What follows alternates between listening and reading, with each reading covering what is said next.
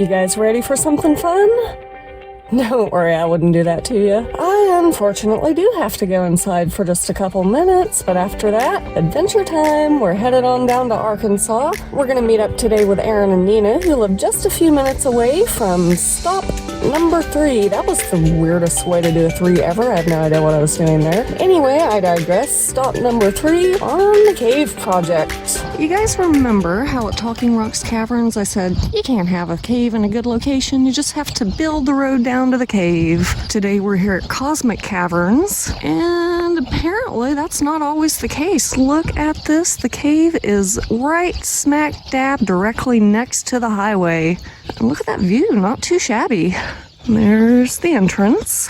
Apparently they have a pretty good gift shop. Can't wait to check it out. Haven't been here in 25 years.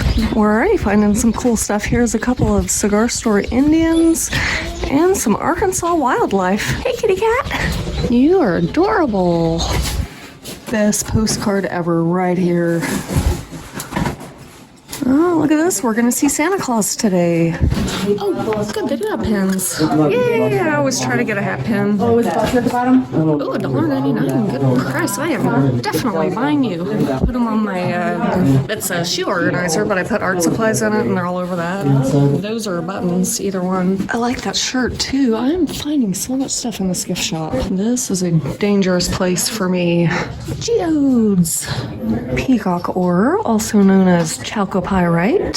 Some shiny galena. Use that to make silver with. Well, I mean, you might not. Oh, these are cute. No bats, though. Oh, they have a cat. Specifically, a cheetah. Or no, that's a leopard. And they have a gnome. Squirrel. I have one of these with a bat on it that I got somewhere. Maybe it was here. Detective Shadow, Sam Sham, and Sid Shady. That would be a perfect rapper name if you wanted to grip on, like, Slim Shady. That is the exact thing that I thought of. My name is... Oh, I like these. I like how the seahorse is relaxing here. Ooh, Triceratops. My second or third favorite dinosaur. So what's your first favorite dinosaur? Ankylosaurus. However you say it. Ankylosaurus, because there's a Y in it. Ankylosaurus. Okay. You made me question every time I say it. Because you corrected me on it one time. And I'm like, I don't know what I'm saying. No one knows how to pronounce that dinosaur. Everyone calls it Ankylosaurus. I only know how to pronounce it because of my friend Christy at the Dinosaur Museum. I think I found a word. Oh, Serenity? Serenity now, Jerry. Some crack open your own geodes. These are always tempting. They're only $2.99. I might have to get one. Geez, another snake, you guys. Might have to get these too. Man, this is dangerous. I've said it before and I'll say it again. It's dangerous. Ooh, show caves of the Ozarks. Look at this, you guys. I found some sheep. I came out to put my coat in the car and there they were. Aw. Look at that guy. He's so cute and fluffy. I don't know if you can hear them from here, but they're bawing. Baying? How do you pronounce that? Making their sheep noises is what they're doing. Definitely take your time as you're heading down these steps. They were installed in 1927. The fellow who installed them did a great job. They're nice and sturdy, but he did not have a degree in engineering. So they may be a little deeper or more narrow than you used to. Take your time, hang on to the handrail, y'all be just fine. Now, we do want to protect our cave. One of the easiest ways to do that, as your mama told you at some point in your life, keep your hands to yourself. We have oil, acid, salt, dirt on our hands that can stain the rocks, polish them, discolor them. We can kill formations, stop them from forming with a single touch. So again, please try to keep those hands to yourself. Definitely, we want to avoid any sort of vandalism, graffiti, breaking of formations here in our cave today. There are laws against that sort of thing here in the state of Arkansas. Our cave owners, a deputy sheriff in the area, and of course now we have your name and address up there at the front desk. We interrupt our program to bring you this important message. I cut my hair. No, that's not actually the announcement. Here's the announcement. I suck, you guys. Somehow, I managed to lose a file. Not just any file. The file that contained the entire first half of the cave tour. So I'm going to give you a brief overview of what we missed, and to make up for the lack of cave footage, here's some cute cats and dogs. Enjoy. So we climbed down into the cave. It was at this point that I made my first mistake of the day and forgot to turn on the camera light. The camera itself was on, the file just didn't transfer to my laptop. I didn't notice and proceeded to delete everything from the phone. I'm always on top of clearing out my recently deleted album, And I don't use the cloud. So that was my third mistake of the day. We'll get to the second one closer to the end of the video. The first thing I noticed on our descent were 2 bats. At first I was thinking they were little brown bats, but then I started to doubt myself and wonder if maybe they hadn't been eastern pipistrelles instead. We ventured on down, talked a bit about the lakes, cave diving, dye tracing, aquifers, etc. I guess if I were gonna make this error, it's a good cave to do it in at least. The tour gets to a certain point and then it backtracks. So I may still have some footage later of those places, fingers crossed. The real shame about losing the footage is, I'm gonna level here with you guys. There are things that I have been waiting for one of those cave guides to say. Waiting for, but definitely not expecting, and certainly not this soon into the project. This guy said 3 of those things on that file. To explain the first thing, I'm gonna take you back to Fantastic Caverns. Remember this? Y'all ever look at the clouds and see different things in the shapes of clouds? Everybody does that, right? I like to do that in the cave. Look at my light shining. Does that not look like a bird? Like it's got a white beak and it's going down for a fish? Do you see it? That's called pareidolia. I have this weird OCD tendency where I always want to mention that when someone talks about that effect, like to the point where I actually have to hold back from just interrupting the tour. Didn't have to worry about biting my tongue this time though. He not only used the definition, but the word itself, pareidolia. Say it with me, pareidolia. The second thing I was excited about was a question that he asked. Does anyone know the difference between a cave and a cavern? I usually try to refrain from answering questions on cave tours, let other people have a chance. Maybe 1 or 2 if it seems like no one else is going to answer. But I admit, I pounced on that one. Simple answer. It's the RN. That's it, just the spelling. Kind of like asking the difference between soda and pop. Exact same thing.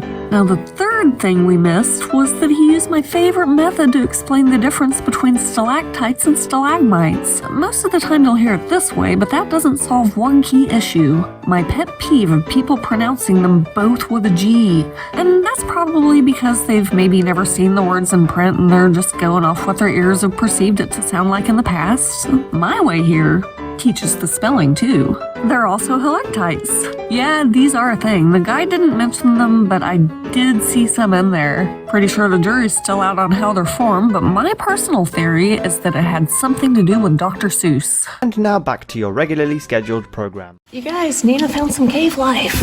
And I found some helictites. This is also what you call the ghost room. Right over here on the wall, you might see a few ghosts, especially if you ever played Pac-Man. You got Inky, Blinky, Pinky, and Doc there. Take a look over here at the opposite wall, and you might see our headless skeleton. Can you see his legs, his hips, and his ribs, and that headless neck up there? And of course, right over here is the coffin. Now, really, the name the ghost room probably comes from this little bit of airspace just over the top of this formation. Definitely not big enough to get a person through, but more than big enough for air to make its way through. And back in the early days, back before this next section of the cave was opened up, with changes in pressure and temperature up on the surface, gales of air would blow through that little airspace. And of course, that would make eerie noises down in the echo chamber of the ghost room. But to a caver, that means something. Oh. The saying is, if it blows, it goes. Meaning that if there's enough room for air to make its way into and out of, there's got to be more cave on the other side. In 1993, he broke through, and he discovered a whole new section of cave, another 1,000 feet. And think about it, this place was discovered in 1845. It was toured since 1927, but up until 1993, no one had ever been past where we stand right now.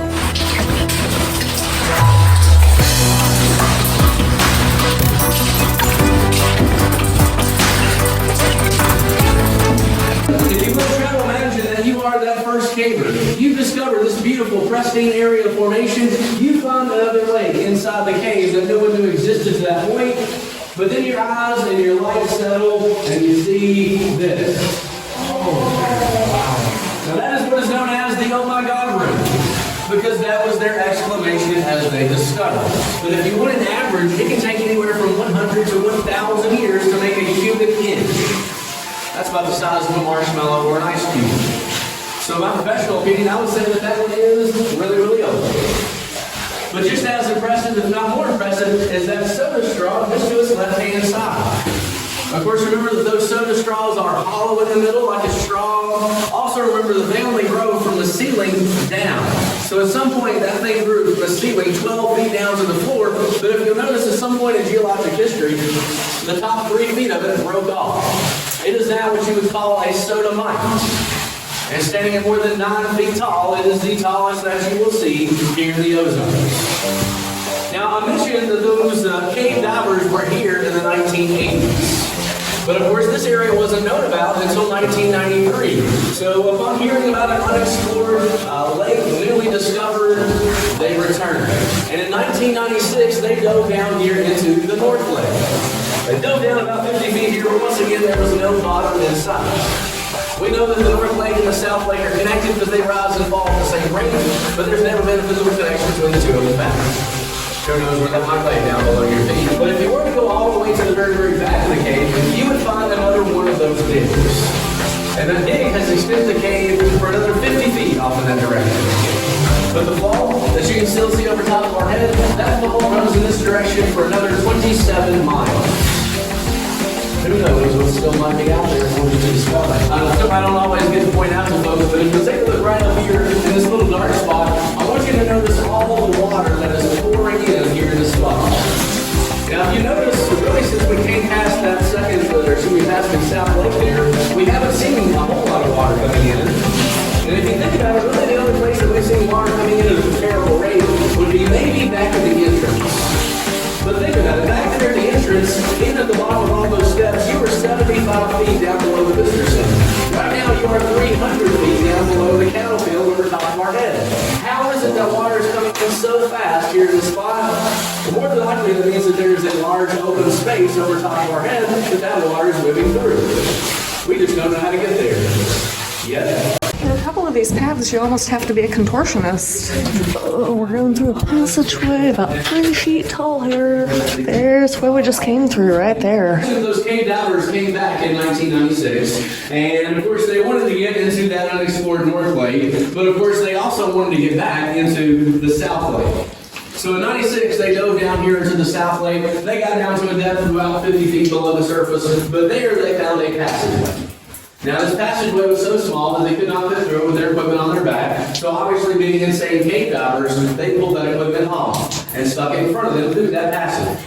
But on the other side, they found a room they said was 24 feet by 12 feet. Maybe most impressively, they said there was an 18-inch long stalactite hanging from the ceiling. Think about that for a moment. Remember, this formation only grows in open air.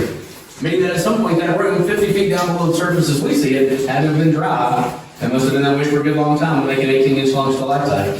Once again, give that old hug and rock the hug as we come by. Now, then back in the early days, you could get into that passageway and you could crawl for about 75 feet on your belly, and you would end up in a beautiful room full of formation.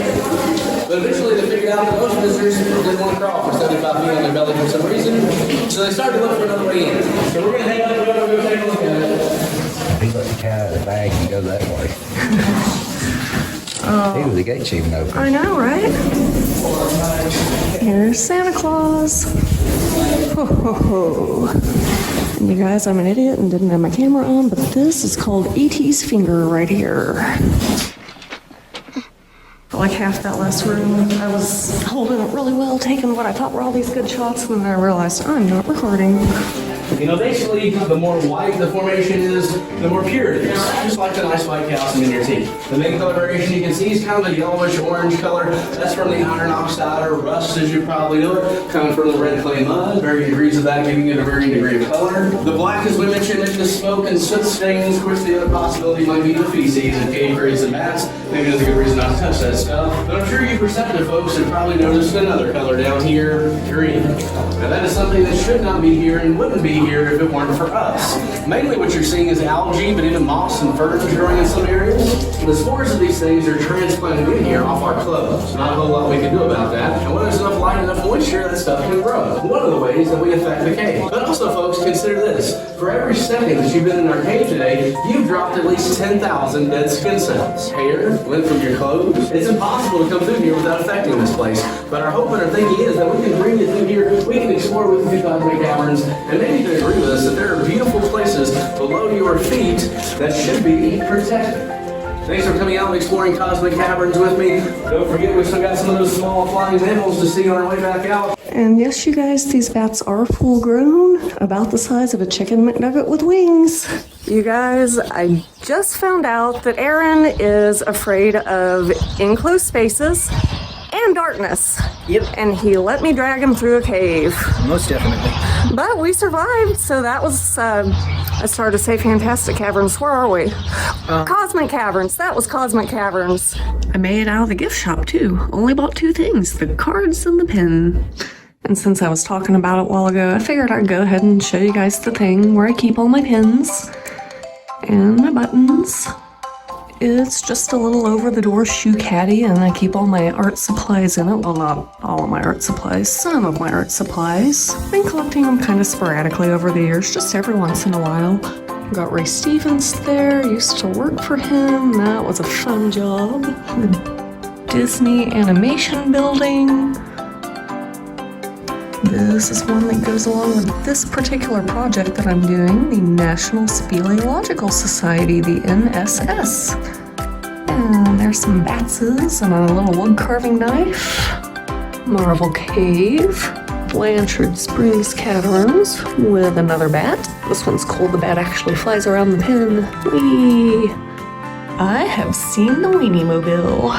Not everywhere has pins or buttons, so I haven't really added that many so far since I've started this channel. This one is new, Fantastic Caverns, and Dickerson Park Zoo right there. And now it's time to add Cosmic Caverns. Let's open it up there, the unboxing if you will. Yay! It's got all cavefish on it, some stalactites. Well, you know what? I've kind of got a cave theme going like from here down to here. I don't really have anything on this little guy yet, except for I don't even know what that is. Oh, it's a Girl Scout, one of my old things from when I was a kid. I think I'll put it right here. There we go, Cosmic Caverns and its new place of honor. And I'm out. See you guys next week.